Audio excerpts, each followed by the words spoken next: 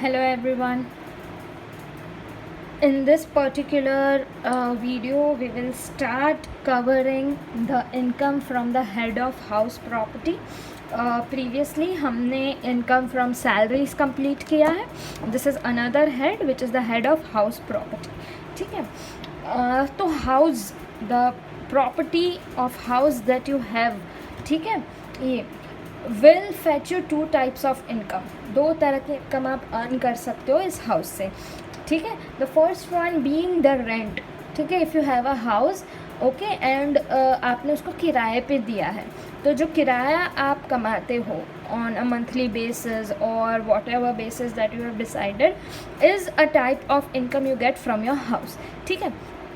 Another type of income that you will earn from your house is after selling it. Okay, the profit that you get after selling your house, the profit on the sale of house is another type of income that you earn from your house. लेकिन ये जो profit है आपका घर cell करने के बाद आपको जो profit मिलता है, ये वाली जो कमाई है, this we will not take in income from house property. इसको बोलेंगे income from capital gains. Okay, capital gains is another head which we will do after house property. House property ख़त्म होने के बाद another head that we will take up is capital gains. और घर के cell पे जो प्रॉफिट होता है वो capital gains में गिनते हैं, not from income from house property.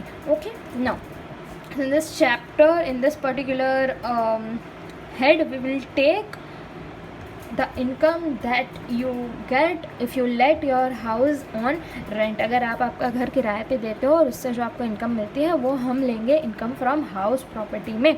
Apart from that there is a concept of notional income which is introduced by the Income Tax Act of India. उसमें ऐसा है कि if you own a house, ठीक है, you own a house and you have not given that house on rent, आप खुद उस घर में रहते हो. ओके, इस बात को समझिए ध्यान से.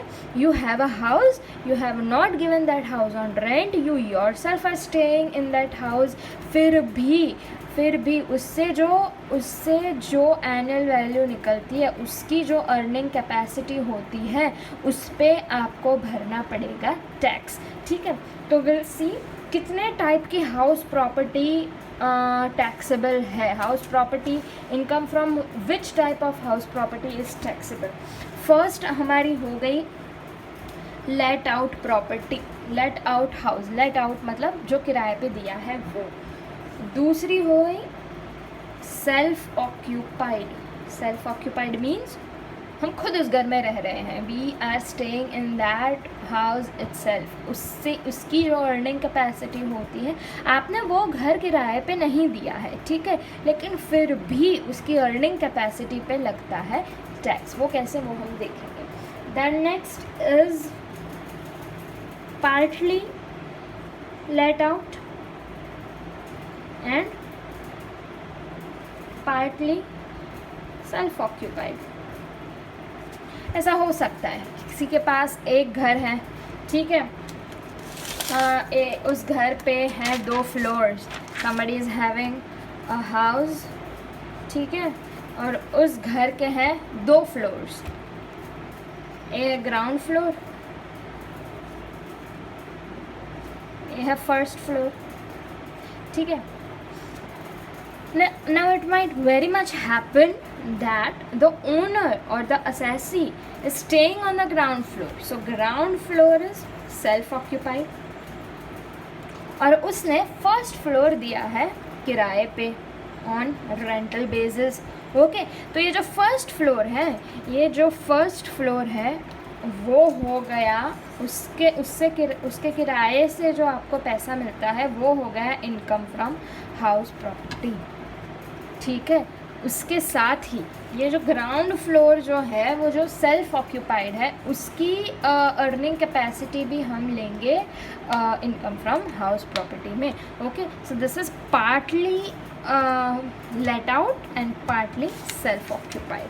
ओके, या now will see basis of charge. Basis of charge मतलब ये जो हेड हम पढ़ रहे हैं, ठीक है, the head that we are doing right now, house property, उसमें क्या क्या चीज़ टैक्सेबल है, व्हाट विल बी टैक्सेबल, उसको बोलते हैं बेसिस ऑफ चार्ज. ओके, यहाँ पे I have written annual value of house property is taxable under this head if the below mention conditions hold true.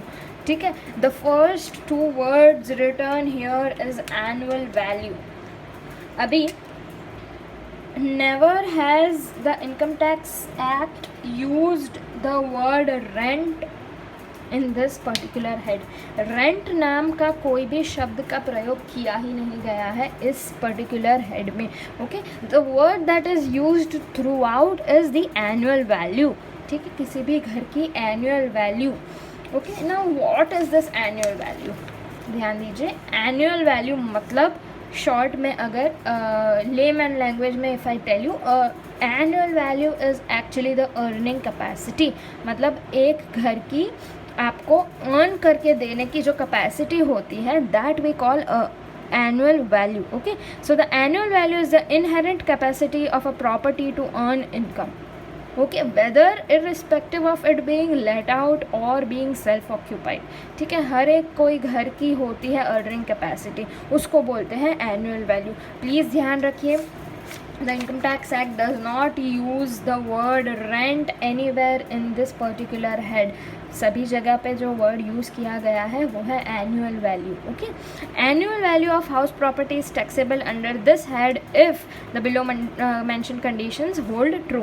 मतलब अगर ये 1 2 3 condition hold true, then only you can say that the annual value of a particular house is taxable. Let us see what the conditions are. The first condition being property should consist of building or rent or land appurtenant thereto.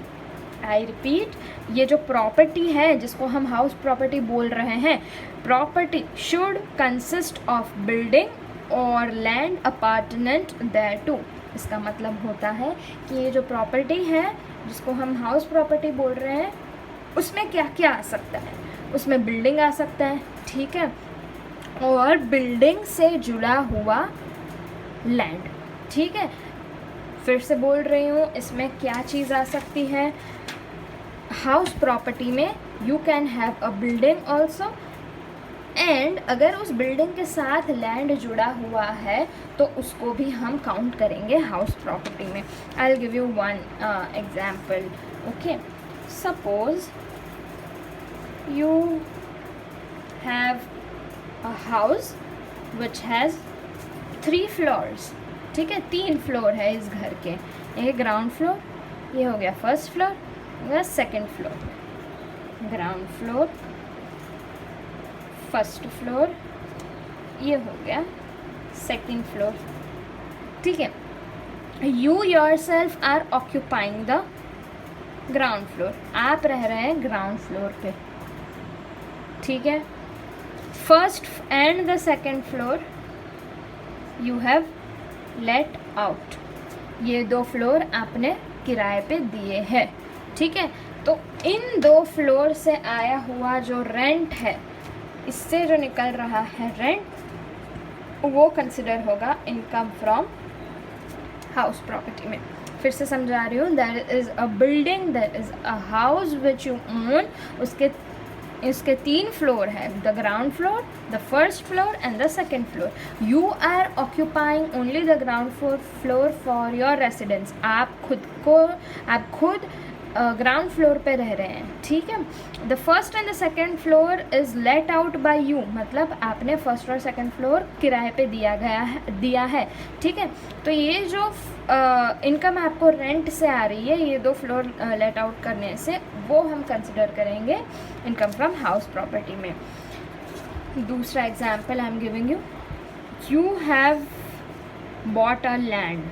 ठीक है, आपने एक land खरीदी है, बहुत ही बड़ी land खरीदी है, और उस पे आपने एक घर बनाया है. You made a house on that land. Okay, फिर से बोल रही हूँ, आपने एक बड़ी सी लैंड खरीदी है और उस पर आपने एक बड़ा सा बिल्डिंग बनाया. ठीक है ना, there are certain cases and you need to pay attention here. If you have let out this building and land both, ध्यान से सुनिए, ये बिल्डिंग और ये लैंड दोनों आपने किराए पे दिया है साथ में, तो उसको बोलेंगे इनकम फ्रॉम हाउस प्रॉपर्टी. इसके किराए से जो आपकी कमाई हो रही है उसको बोलेंगे income from house property. I repeat, if you are giving the building as well as land both on rent, और उससे अगर आपकी जो कमाई हो रही है तो उसको बोलेंगे इनकम फ्रॉम हाउस प्रॉपर्टी. अब ये सुनिए, अगर आपने ये बिल्डिंग किराए पे दे दिया, ठीक है, you have given the building on rent but to person A, ठीक है, और आपने ये जो लैंड है वो पर्सन बी को इंडस्ट्रियल शेड के तौर पे किराए पे दिया है, ठीक है. मतलब you have given the building to one person on rent and the land to other person on rent. तो ये दोनों अलग चीज़ हो गई, ठीक है. अब बिल्डिंग से होने वाली कमाई को तो इनकम फ्रॉम हाउस प्रॉपर्टी में गिनेंगे हम, ठीक है, लेकिन the income that you earn by giving this land as an industrial shed किराए पे, तो उसको हम इनकम फ्रॉम हाउस प्रॉपर्टी में नहीं गिनेंगे, ठीक है.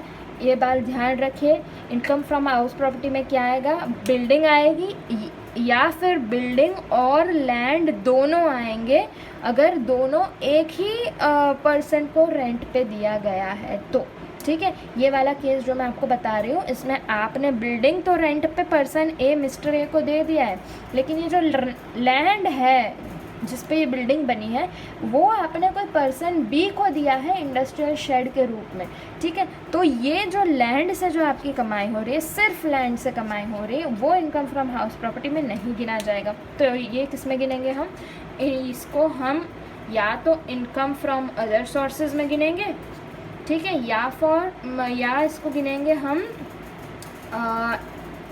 Income that you earn from profit and gains of business, ठीक है, इसमें गिनेंगे.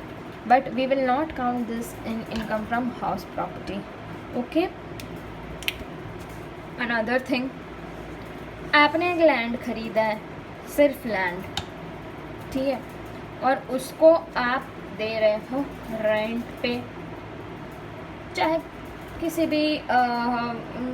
किसी भी काम के लिए दे रहे हो, लेकिन you are giving a land on rent, चाहे आप दे दो फार्मिंग के लिए या फिर शेड बनाने के लिए दे दो, कोई भी काम के लिए दे दो, लेकिन सिर्फ लैंड खरीदी और सिर्फ लैंड रेंट पे दे रहे हो, तो इससे जो आपको किराए की कमाई हो रही है that you will not include in the head of income from house property. नहीं, you will not include the income from the rent that you get by keeping this land on rent in income from house property. उसको आप या तो गिनोगे income from other sources में या income from profit and gains of business में गिनोगे, लेकिन income from house property में नहीं, ठीक है. तो ये बात प्लीज़ क्लियर कर दीजिए कि आप इनकम फ्रॉम हाउस प्रॉपर्टी में कौन सी चीज़ों को इंक्लूड कर सकते हो.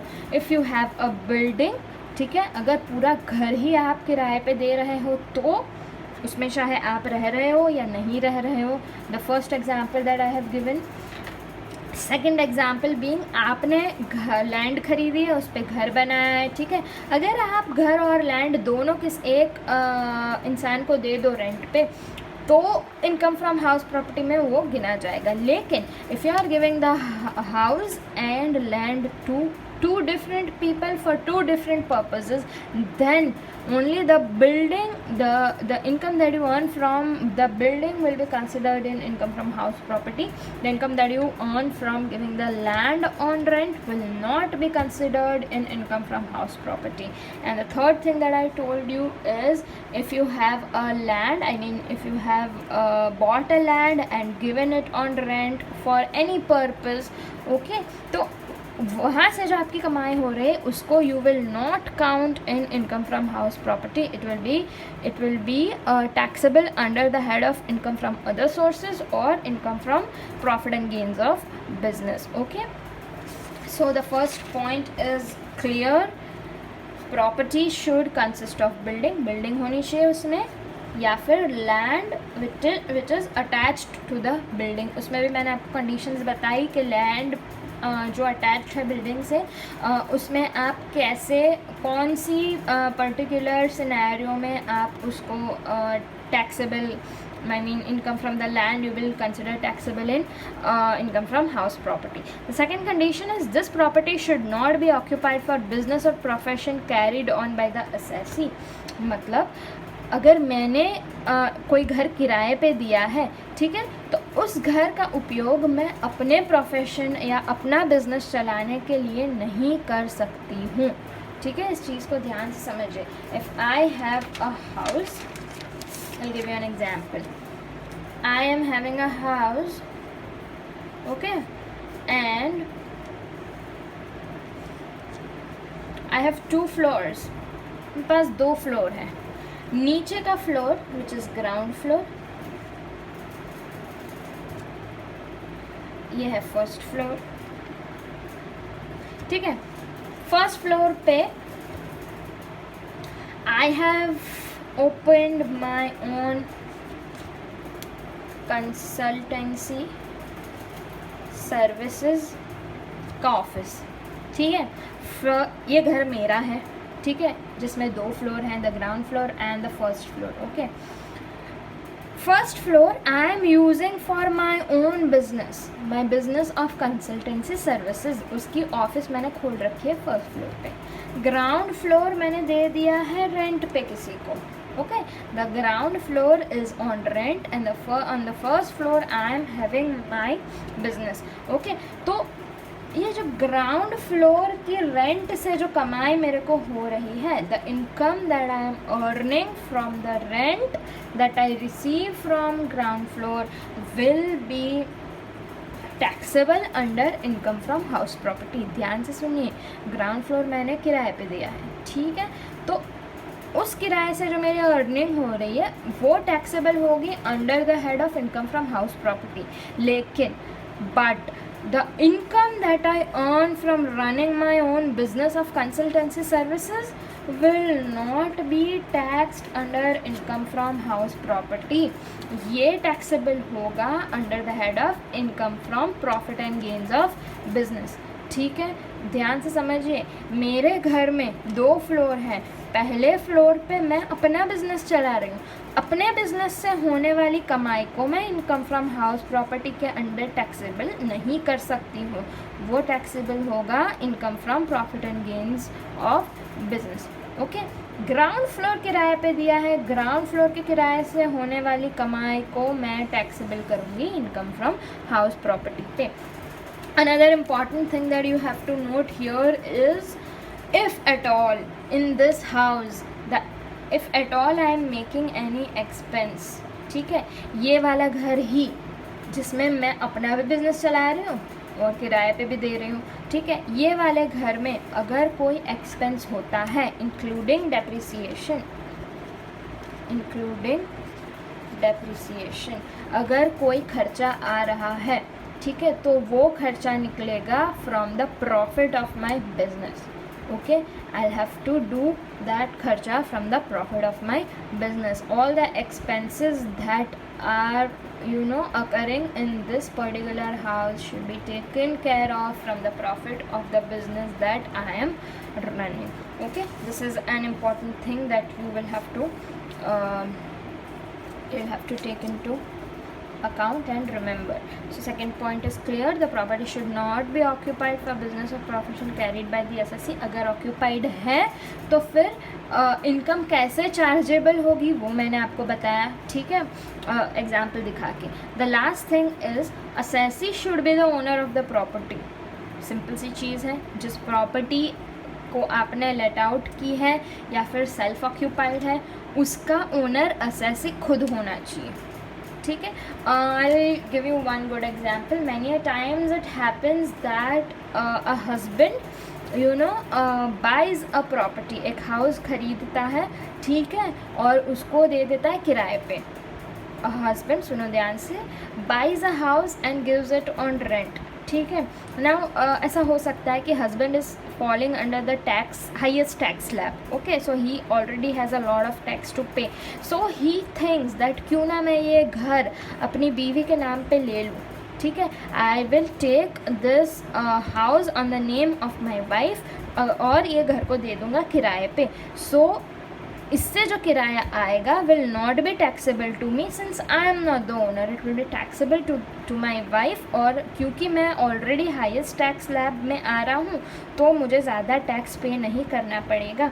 ऐसा नहीं है, ओके. हमारा income tax takes a good care of such a situation. यहाँ पे आ जाता है डीम्ड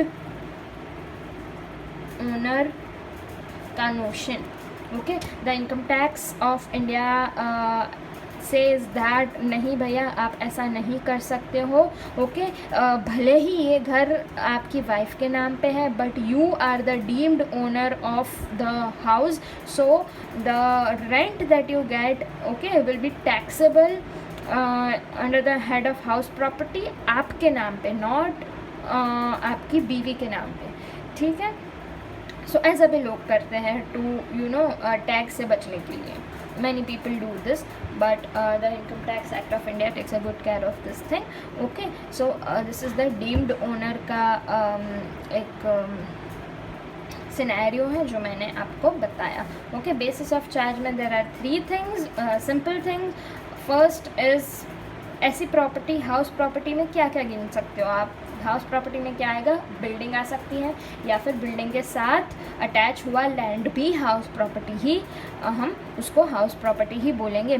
सिर्फ बिल्डिंग या फिर बिल्डिंग के साथ अटैच्ड लैंड को भी हम हाउस प्रॉपर्टी बोलेंगे. The second thing is this property should not be occupied for business or profession carried out by the assessee himself, ठीक है. And the third one is assessee should be himself be the owner of this property, okay. मैंने आपको बताया annual value क्या है, ठीक है. फिर से बता देती हूँ. Annual value is the inherit capacity of a property to earn income, मतलब आपके घर की अर्निंग कैपेसिटी, ठीक है, ओके. अब ये एनुअल वैल्यू को समझने के लिए यहाँ पे the crux of the chapter is annual value निकालना. लेकिन एनुअल वैल्यू क्या है वो समझने के लिए आपको 4 और टर्म्स को समझना पड़ेगा. You will have to understand 4 other terms in order to understand what is annual value, मतलब annual value कैलकुलेट कैसे करेंगे, ठीक है. The first term being municipal value, municipal value MV, ठीक है. The second term is standard rent SR. The third term is fair rent of the property, ठीक है. And the fourth term is actual rent of the property. I'll tell you what these things mean one by one, okay. The first one being municipal value, ठीक है. The municipal value is the value which is determined by municipal authorities to levy municipal tax on the house property. Municipal value एक ऐसी value है जो उस शहर के municipal authority जो है वो डिसाइड करते हैं कि म्यूनिसिपल वैल्यू क्या होगा. ये क्यों डिसाइड की जाती है, to collect municipal tax on that particular house property, ठीक है. Second is standard rent, the rent which is fixed under the rent control act, okay. The rent which is fixed under the rent control act is known as standard rent. तीसरी चीज़ fair rent of the property. Fair rent मतलब the rent that a similar property can fetch in a same or similar locality if let out for a year. इसको आपको ध्यान से समझना होगा. Fair rent मतलब क्या, जिस भी लोकेलिटी में आपका घर है, ठीक है, उस लोकेलिटी, सेम लोकेलिटी, उस लोकेलिटी या फिर ऐसी ही कोई लोकेलिटी में अगर कोई ऐसा ही घर है जैसा आपका है, उसको अगर 1 साल के लिए किराए पे दे तो उससे मिलने वाली वैल्यू या उससे मिलने वाले रेंट को बोलते हैं फेयर रेंटल वैल्यू, ठीक है. Next actual rent. Actual rent मतलब it is the rent that you are actually receiving or you should be receiving, ठीक है. It is the actual rent received or receivable for the property. Okay. Received मतलब आपको मिल गई है already, receivable मतलब मिल जानी चाहिए थी. अभी इसमें you have to take care of one thing, that take the rent for let out time only. Okay. इसमें आप वही रेंट लेंगे जो जितने महीनों के लिए आपने रेंट पे घर दिया. ऐसा हो सकता है कि 1 साल पे ना दे के आप अपना घर दे रहे हो सिर्फ 8 महीने किराए पे, ठीक है. तो ऐसे सिनेरियो में you will have to take the rent of 8 months only. Please do not take the rent of 12 months into calculation, ठीक है. Yes. Please note that actual rent does not include charges for other facilities paid along with the rent. ठीक है. Actual rent मतलब सिर्फ simple सा plane आपका घर का किराया है वो. बाकी फैसिलिटीज़ का खर्चा हम एक्चुअल रेंट में काउंट नहीं करते. Okay. So there are 4 things that you need to understand. One is the municipal value, standard rent, fair rent and actual rent. अभी इसको ध्यान से देखिए. ये है आपका format. This is the format in which you will capture income from house property. Income from house property calculate कैसे करते हो, इसका फॉर्मेट है. पर्टिकुलर्स पहले आप निकालोगे gross annual value. Don't worry, I will tell you what each of these terms mean. लेकिन पहले देख लीजिए कि है क्या. पहले you will have to calculate gross annual value GAV. उसमें से आप municipal tax paid by assessee minus करोगे तो आपको मिलेगा नेट एनुअल वैल्यू NAV. फिर से बता रही हूँ, आप पहले कैलकुलेट करोगे GAV ग्रॉस एनुअल वैल्यू, उसमें से माइनस कर दो म्यूनिसिपल टैक्स, लेकिन they should be paid by assessee only. Assessee ने जो म्यूनिसिपल टैक्स पे किए हैं उसको माइनस करो, उससे आपको मिलेगा नेट एनुअल वैल्यू, ठीक है. GAV minus municipal tax gives NAV. उसके बाद आते हैं डिडक्शन. आपको डिडक्शन माइनस करने हैं अंडर सेक्शन 24. कौन सा डिडक्शन है एक बार देख लीजिए. फर्स्ट है स्टैंडर्ड डिडक्शन, ठीक है. कैसा भी घर क्यों ना हो, आपको स्टैंडर्ड डिडक्शन तो मिलता ही है. स्टैंडर्ड डिडक्शन होता है 30% ऑफ NAV. 30% of NAV. अब यहाँ पे ध्यान दीजिए, अगर आपने NAV गलत कैलकुलेट किया है, ठीक है, रॉन्ग होने के चांसेस कहाँ आते हैं वो मैं आपको बताती हूँ. अगर आपने NAV गलत कैलकुलेट किया है तो आपका डिडक्शन भी हो जाएगा गलत. NAV गलत कब कैलकुलेट कर सकते हो आप, जब आपने GAV गलत कैलकुलेट किया है, ठीक है. So you will be marked right from the calculation of GAV. आपका मार्किंग कहाँ से होगा, ठीक है. मैं मार्क्स कहाँ से दूंगी आपको, GAV के आंसर से ही आपका मार्किंग स्टार्ट हो जाएगा. Because if GAV goes wrong your NAV will go wrong and deduction will go wrong and so on, everything will go on. Okay. सो पहले GAV करेक्ट कैलकुलेट कीजिए, उसमें से म्यूनिसिपल टैक्स माइनस कीजिए जो assessee ने पे किए हैं वो ही वाले, उससे आपको मिलेगा NAV. Okay. Once you have the NAV you will do the deductions. The first deduction is standard deduction which is 30% of the NAV. कुछ नहीं करना है, NAV का डायरेक्टली 30% निकाल देना है, वो हो गया आपका फर्स्ट स्टैंडर्ड डिडक्शन. सेकेंड है इंटरेस्ट ऑन बोरोड कैपिटल. ऐसा हो सकता है कि आपने या तो फिर घर खरीदने के लिए लोन लिया हो या फिर घर का रिपेयर करवाने के लिए लोन लिया हो, ठीक है. तो ये जो लोन पे जो इंटरेस्ट है वो आएगा आपका डिडक्शन में, ठीक है. और लास्ट में आप ऐड करोगे unrealised rent which is recovered plus arrears of the rent received, ठीक है. बहुत ही सिंपल सी फॉर्मेट है इसकी, nothing rocket science. Will see one by one होता क्या. अभी ये एक चीज़ यहाँ पे है इंटरेस्ट ऑन बोरोड कैपिटल, ठीक है. आप कितने टाइप की एक्सपेंस कर सकते हो अपने घर पे. आप अपने घर का इंश्योरेंस करवा सकते हो, ठीक है. लोन ले सकते हो उसकी रिपेयरिंग मरम्मत के लिए, या फिर कुछ नया बनवाना हो घर में उसके लिए, या फिर आप म्यूनिसिपल टैक्स पे कर रहे हो, वो भी एक टाइप का एक्सपेंस ही हो गया, ठीक है. And you are taking loan for repairs. तो ये सारे जो एक्सपेंस आप करते हो उसमें से गवर्नमेंट आपको यानी इनकम टैक्स आपको डिडक्शन दे रही है सिर्फ इंटरेस्ट के लिए, ठीक है। आप जो इंटरेस्ट दे रहे हो for the loan that you have taken, उस पर जो इंटरेस्ट दे रहे हो उसमें ही आपको मिलेगी डिडक्शन। ठीक है, वो कैसे होगी वो एक बार हम देख लेते हैं। ये है आपकी डिडक्शंस अंडर सेक्शन 24। ठीक है, उसमें पहली वाली तो बहुत ही इजी है, स्टैंडर्ड डिडक्शन। ठीक है, ये रही आपकी स्टैंडर्ड डिडक्शन, जैसे मैंने आपको बताया। अभी लेट आउट प्रॉपर्टी जो है means the property that you have given on rent. Let out property मतलब the property that you have given on rent. उस पर standard deduction will be 30% of NAV। Simple, okay, ये तो simple है। लेकिन if the NAV is nil, ऐसा हो सकता है आपका NAV का आंसर नील आ सकता है, ठीक है, नेगेटिव भी आ सकता है। तब ध्यान दीजिए क्या करना है। इफ NAV इज नील और negative then no deduction shall be allowed. Please इस चीज़ का ध्यान रखिएगा। हाँ, अगर आपका NAV पॉजिटिव है, कोई भी वैल्यू है, तो आप तुरंत उसका 30% ऑफ NAV कर दो, वो आपका हो जाएगा स्टैंडर्ड डिडक्शन। लेकिन आपका NAV का आंसर अगर नील आ रहा है, दैट इज़ 0 आ रहा है या फिर नेगेटिव आ रहा है, तो आप कोई भी टाइप का डिडक्शन नहीं दोगे। ठीक है, स्टैंडर्ड डिडक्शन नील हो जाएगा, आप कोई भी टाइप का डिडक्शन नहीं दोगे। ये हो गया लेट आउट प्रॉपर्टी के लिए। अब if the property self occupied, मतलब आप खुद आपके घर में रह रहे हो, ठीक है, आपका घर का स्टैंडर्ड डिडक्शन नहीं होगा।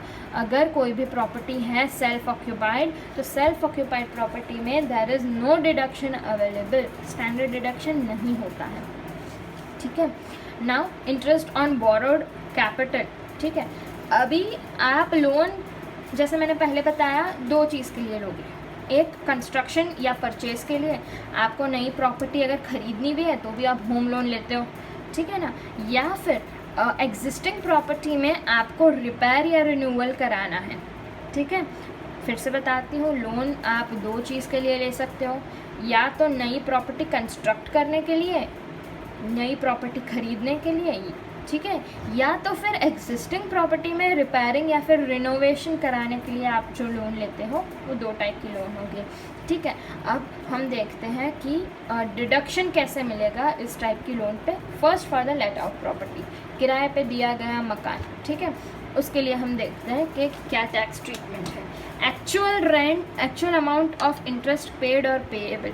If you have given your house property on rent and you have मतलब उस घर को ख़रीदने के लिए आपने पहले से लोन ले रखा था, ठीक है, तो आपका डिडक्शन क्या होगा, पूरा इंटरेस्ट जो आप एक्चुअली पे कर रहे हो, the complete interest will go in deduction. Okay, same cheese repair renewal के लिए है। आपके पास ऑलरेडी एक घर एग्जिस्टिंग है, ठीक है, जिसको आपने किराए पे दिया था, लेकिन अब उस घर में आपको करवाना है रिनोवेशन। उस रिनोवेशन के लिए आपने ली थी लोन, ठीक है, लोन का इंटरेस्ट पूरा ही आपका डिडक्शन में चला जाएगा। ठीक है, the entire interest that you pay towards this loan will go for deduction only if your property is let out, किराए पे दिए गए मकान के लिए ही।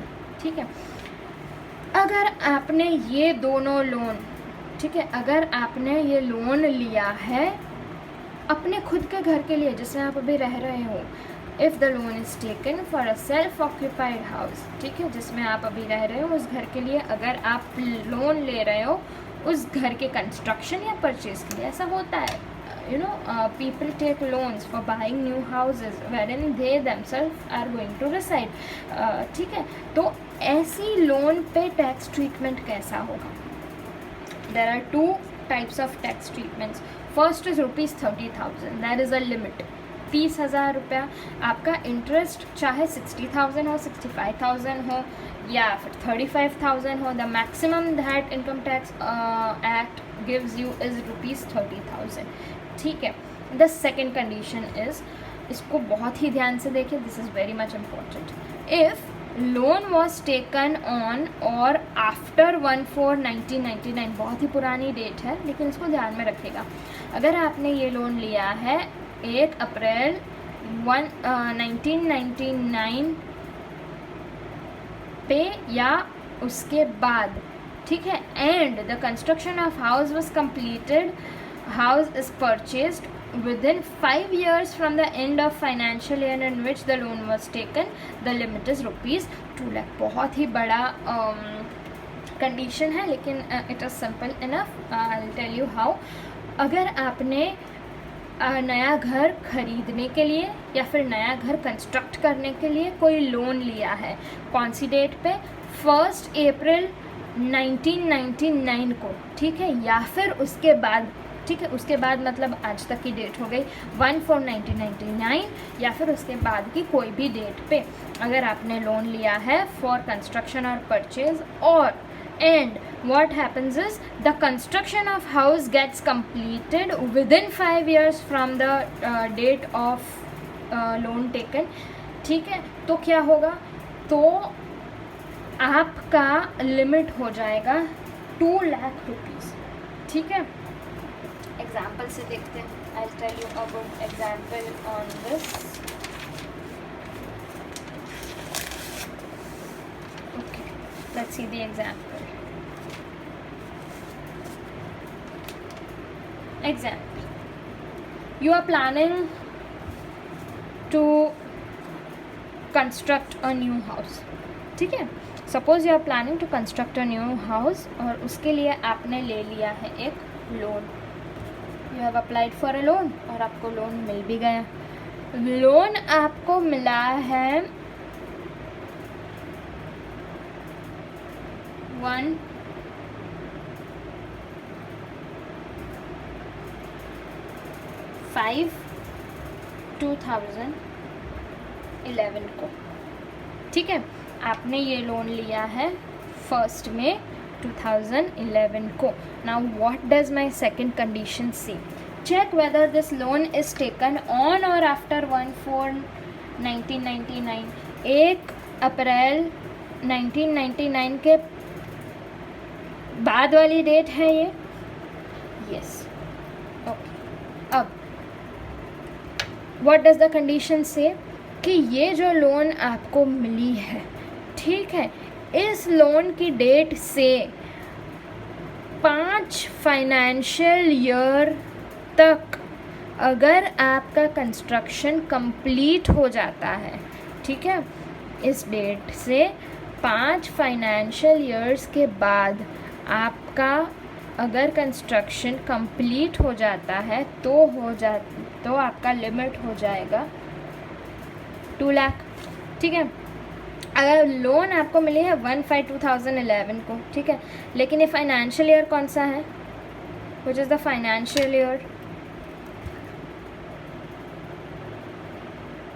2011-12, ठीक है, मतलब 2011-12 में आपको लोन मिली है। इसके बाद गिन लो 5 साल, ठीक है, उस 5 साल के अंदर, ठीक है, अगर आपका कंस्ट्रक्शन कंप्लीट हो गया है तो आपका लिमिट हो जाएगा 2 लाख रुपए।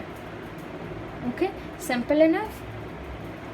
5 साल गिन लो कितना होता है, 2012-13, 2013-14, 2014-15, 2015-16, 2016-17, मतलब 2016-17 तक अगर आपका कंस्ट्रक्शन, ये फाइनेंशियल ईयर्स लेने हैं आपको, प्लीज़ माइंड, 2011 प्लेन नहीं लेना है, आपको लेने हैं फाइनेंशियल ईयर्स। मतलब अगर इन फाइनेंशियल ईयर्स, ये 5 फाइनेंशियल ईयर्स के अंदर आपका कंस्ट्रक्शन कंप्लीट हो गया तो आपको डिडक्शन का लिमिट मिलेगा 2 लाख रुपया, ठीक है। मान लो कि आपका घर का कंस्ट्रक्शन कंप्लीट हुआ है 1/5/2018 को, ठीक है। अभी 1/5/2018 इन 5 फाइनेंशियल ईयर में तो आता नहीं है, इसके बाद वाली डेट है, ठीक है। अगर इसके बाद कंप्लीट हुआ है तो आपको डिडक्शन मिलेगा सिर्फ 30,000 रुपीज़ का, ठीक है।